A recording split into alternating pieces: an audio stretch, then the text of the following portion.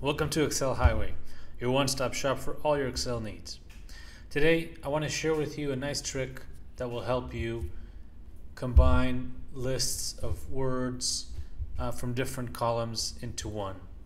This is something that is very helpful when you analyze information and your spreadsheet is all over the place. So here for an example, I have 3 columns with lists of countries. No special sorting or order of them, and you can see that some of them appear more than once and some of them don't appear in the others.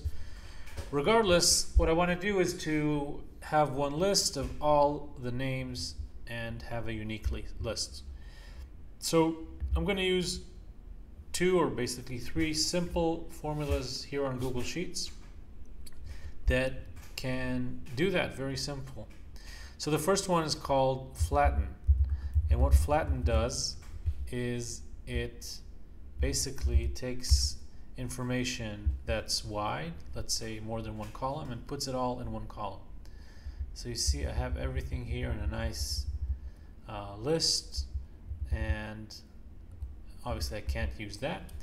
The next step is to use unique, which is a very nice formula that basically gives you only one value that's unique.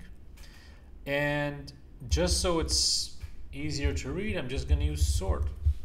And I'm going to use sort on that list. So here I broke it down into 3 steps, but actually you can get the same result with